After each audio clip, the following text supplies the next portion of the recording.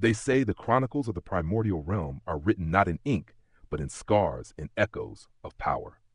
Tales of Herding Gods, chapter 1186, opens on the aftermath of divine chaos. The celestial battlefield lies strewn with the fallen, yet Yan Qiling, Gao Huaitong, and the First Ancestor remain untouched, witnesses to a game far beyond mortal reckoning. Qin Mu, ever the curious pupil and strategist, leads a procession through the territories of the 10 Celestial Venerables, each step uncovering secrets, rivalries, and the faint pulse of power that might one day shake the heavens themselves.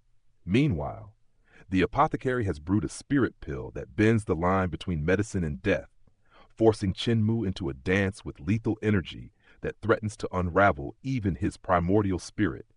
As his consciousness flickers like a candle in a storm, the question lingers: will the Medical Dao Celestial Palace become his salvation or his undoing? Imagine stepping into a world where even a simple exchange of teachings can shake the very heavens. The dust settles from a recent clash, and the survivors, few in number, are left bruised but unbroken. Among them, a select trio remains unscathed, hinting at powers far beyond ordinary comprehension. This is a realm where strength isn't just measured in brute force, but in the ability to navigate the intricate webs of cultivation, strategy, and divine politics. Qin Mu, with a playful smile that belies his shrewd mind, seizes the moment. He turns a chaotic gathering into a chance for connection and observation. The scene isn't just about combat. It's a subtle dance of respect, hierarchy, and the testing of limits. The older Celestial Venerables, though immensely powerful, are carefully measured by their disciples. Even a master like Gao Huaitong cannot conceal the admiration and envy felt in the presence of someone like Qin Mu. Here, the narrative does something fascinating. It juxtaposes immediate action with long-term strategy. While they traverse the territories of the 10 Celestial Venerables, it's not mere sightseeing. Every encounter, every observation of the disciples' capabilities is an exercise in foresight. Qin Mu is learning, cataloging, and anticipating future conflicts. The chapter emphasizes a truth common in Shanxia. Knowing the enemy is as critical as mastering one's own cultivation. It's not just power, it's wisdom, timing, and insight that define who will rise when the heavens shift. Meanwhile, we see the cultivation of Apothecary take a dramatic leap. Once the slowest among his peers, his sudden breakthrough to the Jade Pool realm demonstrates the unpredictable nature of growth in a world dominated by the divine. It's a reminder that in Xianxia, potential often matters as much as experience. The scene is masterfully constructed. The spirit pill he presents is not simply a tool. It embodies the entire Celestial Palace, merging medicine and poison in a way that challenges even the most perceptive cultivators. And this is where the chapter truly deepens. Qin Mu consumes the pill, and we witness a violent internal struggle. Vital qi dissolving, consciousness melting, divine palaces corrupted and rotting. The danger is immediate, visceral, and overwhelming. But the brilliance lies in the subtle lesson. Apothecary's pill isn't merely about destruction. It's a crucible, a method to reshape and refine, testing Qin Mu's resilience, discernment, and adaptability. Even in the throes of seeming annihilation, Qin Mu retains his primordial spirit, his Taiji diagram, and the Celestial Palace intact. This moment is a meditation on endurance, intelligence, and the layered complexity of cultivation. Let's pause to consider what this tells us about the Medical Dao and the philosophy behind such extreme techniques. Here, poison is not evil, it is medicine. Every lethal attack carries the potential for transformation. Apothecary's approach embodies the Shanxia principle that growth often comes through controlled danger, that mastery requires risk, and that only by facing the absolute limits of your body and spirit can one ascend to true understanding. For Qin Mu, this isn't just survival, it's enlightenment through trial. As the narrative winds down, the tension is far from over. The chapter closes on a note of both awe and trepidation. Apothecary admires the strength that allowed Qin Mu to endure, yet even he recognizes the fragility inherent in such experiments. The world of cultivation is unforgiving, a realm where every breakthrough invites new peril, and every lesson comes wrapped in both opportunity and threat. So as we step back from this chapter, what should we take away? Qin Mu's journey here is more than a story of combat and power. It's a study in strategy, in patience, and in the subtle mastery of the Tao. The celestial palaces, the spirit pills, the interplay of poison and medicine, all of it reflects a deeper truth. True power is not simply about dominance, but about the ability to transform challenges into stepping stones. And if you think this trial was the peak, consider this a foreshadowing. In a world where gods can be tested and celestial laws bent, the next step for Qin Mu promises even greater peril and greater insight. Imagine standing at the edge of a brewing storm, where every heartbeat feels like the tremor of a mountain. That was the scene surrounding Qin Mu, as he faced a perilous test, not just of strength, but of the very essence of life itself. His so-called ally, the venerable Apothecary, whose reputation as a master of pill refinement eclipsed almost all others, found himself trapped in a battle not against an enemy, but against the overwhelming force of his own ambition. And Qin Mu's indomitable vitality, Apothecary's skills were legendary. His pill refinements were considered divine arts, dazzling in complexity and brilliance, capable of shaping entire paths of cultivation. Yet, despite his genius, he had neglected the core of cultivation itself. While others sought the mastery of qi, the forging of paths and celestial arts, Apothecary lingered in his garden of herbs and venomous insects, indifferent to personal power. And now, that very indifference was his greatest weakness. He attempted to use Qin Mu as a living pill furnace, trying to channel his overwhelming medicinal energy into forming a celestial palace of healing within him. This was no simple act. It required precision, a depth of cultivation, and control over one's own qi. And yet, despite pouring his body and blood into the process, he struggled, faltering under the sheer intensity of Qin Mu's spirit energy. Each attempt pushed him closer to the edge of collapse. He realized painfully that talent without cultivation could only carry one so far. Here, the drama truly unfolds. Qin Mu, ever perceptive, intervened, not with raw force, but with insight. His own spirit embryo orchestrated the balance, forming the Celestial Palace of Healing autonomously. In essence, Qin Mu demonstrated that true mastery lies not merely in brute strength or technique, but in harmony between one's inner essence and the forces around them. The Apothecary, exhausted and bloodied, witnessed firsthand the peril of underestimating this young cultivator's ingenuity. What's fascinating here is the psychological interplay. Qin Mu, in a moment of controlled severity, teaches a lesson to the Apothecary, not just about technique, but about foresight and preparation. He challenges the old man's pride, showing that no matter how brilliant one's skill, lacking depth in cultivation can render even the most dazzling abilities insufficient.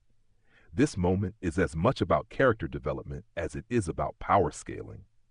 We see Qin Mu not just as a fighter, but as a teacher and strategist, leveraging both threat and guidance to ensure his allies grow stronger. Once the immediate crisis passes, the narrative shifts into strategy and foresight. Qin Mu moves with purpose, entrusting tasks to trusted allies, preparing for encounters that may span years, and securing treasures and ancient relics like the god egg from the glassy sky pagoda. Each action reflects his long-term vision. A hallmark of Xianxia heroes, immediate survival is only the first step.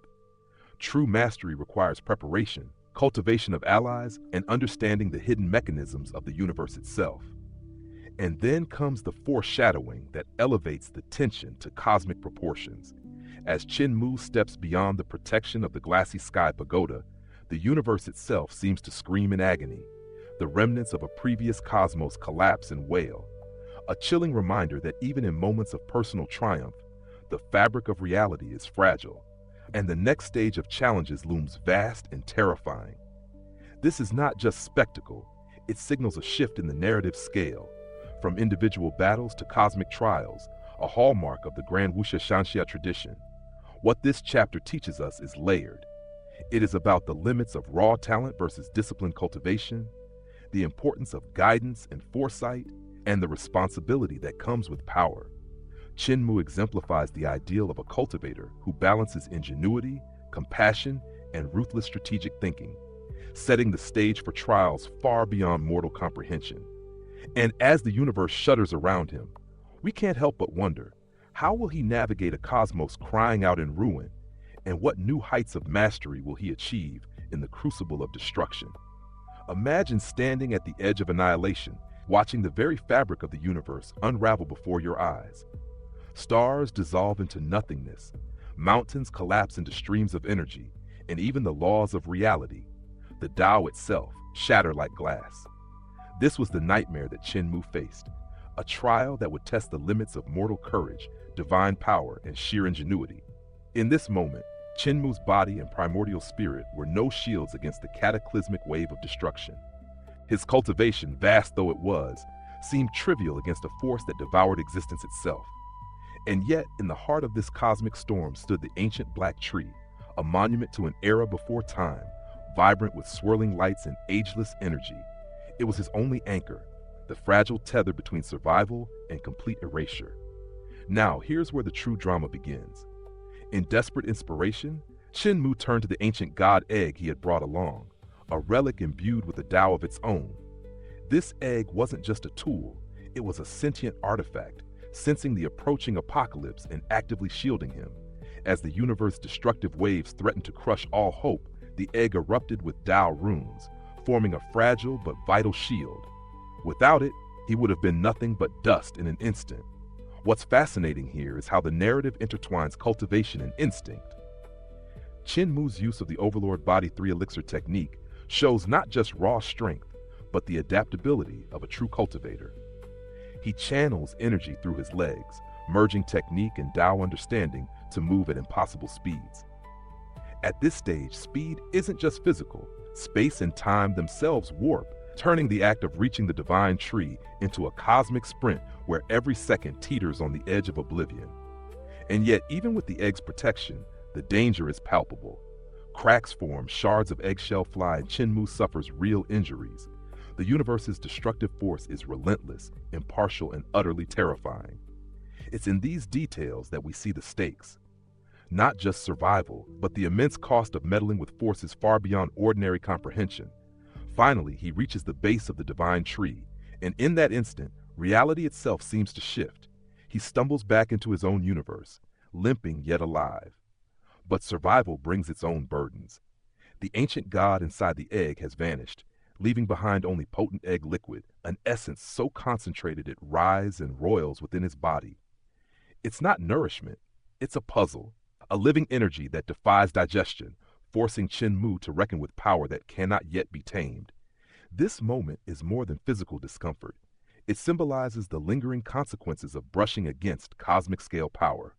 Every action in the Xianxia world carries karma, and this egg liquid is a literal embodiment of that. Enter Tai Yi, a figure who blends guidance with subtle warning. Her presence underscores the complex web of alliances, rivalries, and karmic debt in this universe. She explains that the egg liquid is linked to Tai Su, a being of immense potential and ambition. Qin Mu's unintentional ingestion of the essence sets up a future conflict, a clash that balances on both power and grudge. Here, the story emphasizes one of Xianxia's recurring truths. Growth and danger are inseparable. Cultivation isn't just mastery. It's navigating relationships, cosmic laws, and unpredictable consequences. Finally, we see Qin Mu's human side. Despite surviving universal annihilation, he's still subject to curiosity, temptation, and the humor of his own failings, sampling the egg liquid even while aware of its danger. And his interactions with the dragon Qiling highlight the mix of awe and exasperation that comes from witnessing a master so willing to defy common sense in pursuit of experience and knowledge. What stands out in this chapter isn't merely the spectacle, it's the layered storytelling. The narrative blends existential peril, strategic cultivation, and moral choices, showing that survival in the Xianxia realm isn't about brute strength alone. It's about intuition, timing, alliances, and understanding the weight of actions across universes. So, the question hanging in the air is inevitable. What will come of the grudge left by the ancient god?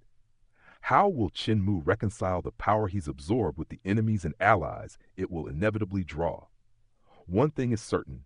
When you step beyond the limits of the known universe, even survival is just the beginning. Have you ever wondered what happens when the raw forces of creation clash with ambition and vengeance? Picture this, a legendary mind, a divine egg, and the very essence of the universe at stake.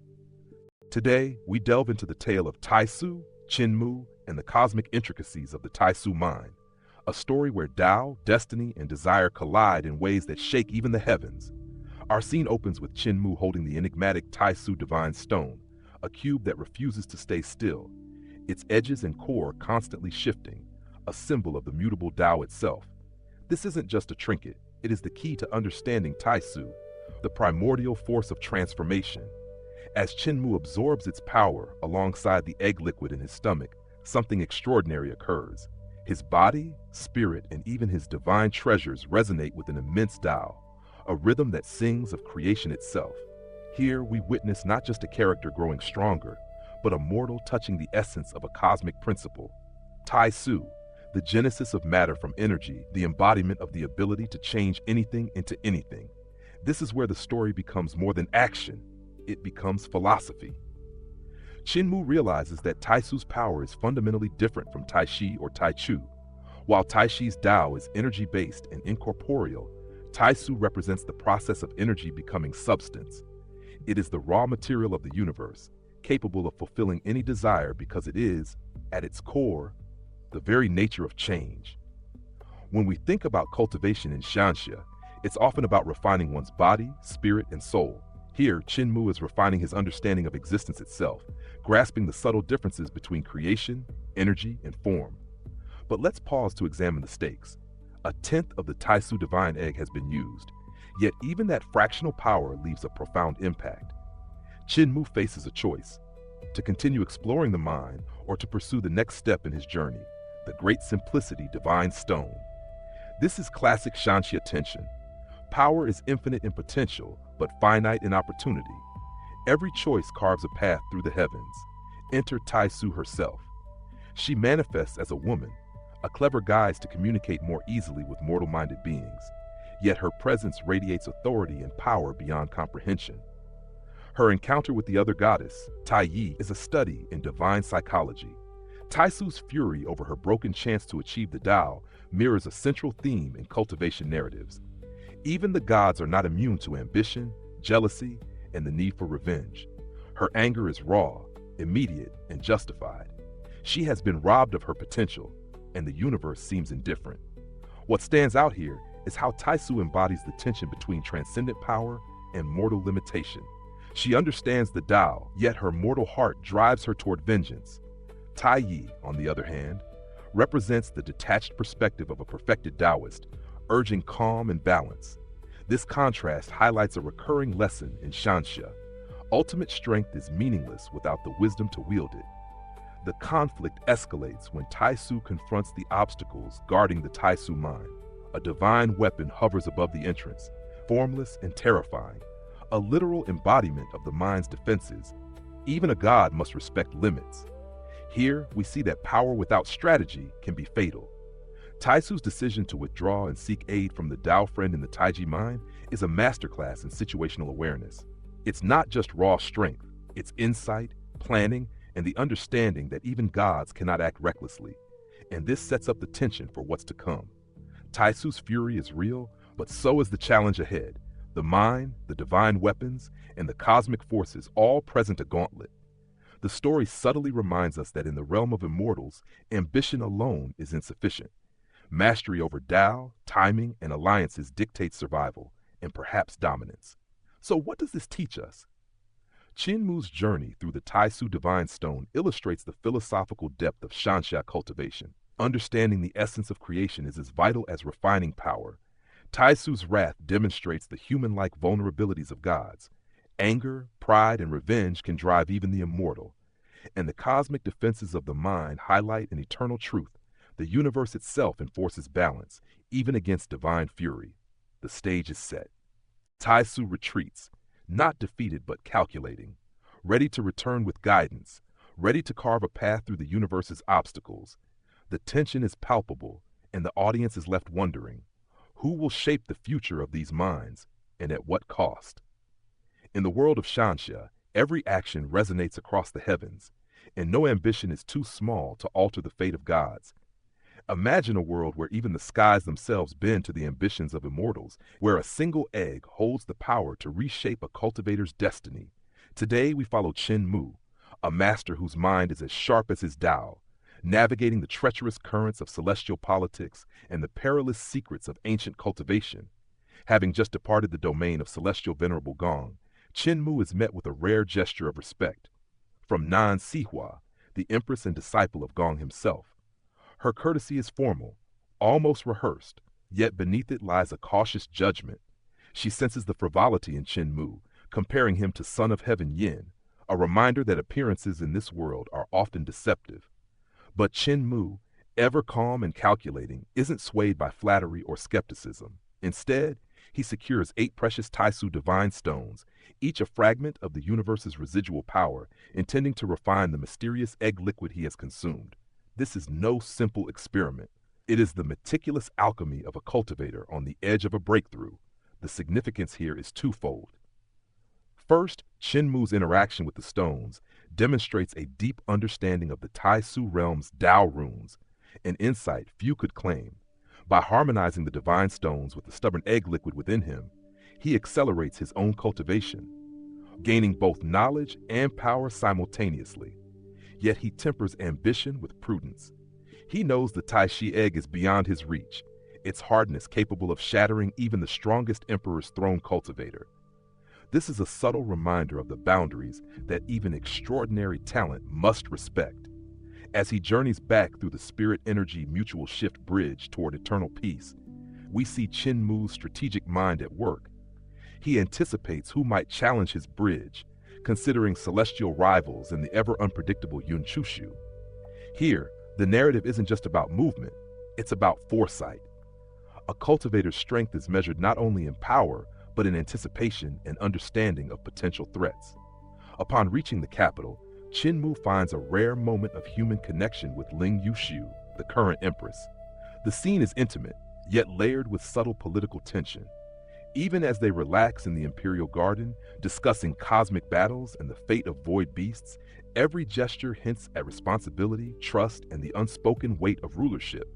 Their simple act of placing feet in water, sharing silence, and leaning on each other's presence highlights a fleeting respite in a world dominated by cultivation and conflict.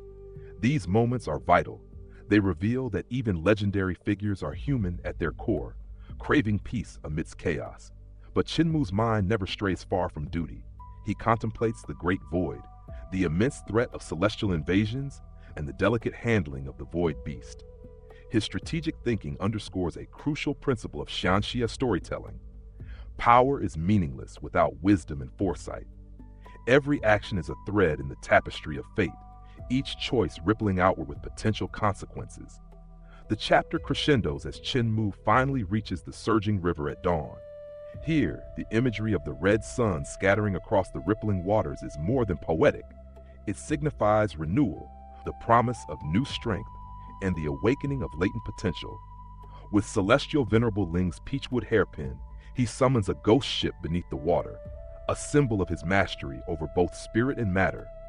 This act is as much about liberation, freeing soldiers from unchanging divine art, as it is about asserting control over the forces of destiny. What makes this sequence so compelling is the interplay of cultivation mechanics, political nuance, and emotional resonance. Qin Mu is not merely a fighter. He is a strategist, an alchemist, and a guardian of order in an unpredictable cosmos. The chapter teaches us that in the wuxia world, true power emerges where intellect, foresight, and heart converge. So, as the sun rises over the surging river, we are left with a question that haunts every cultivator and storyteller alike. How will Qin Mu wield his ever-growing mastery, not just to refine Dao runes or command ghost ships, but to navigate the delicate balance between human frailty and celestial destiny? The stage is set, the pieces in motion, and only the next chapter will reveal whether strategy, courage, and wisdom can outpace the inexorable march of heaven itself.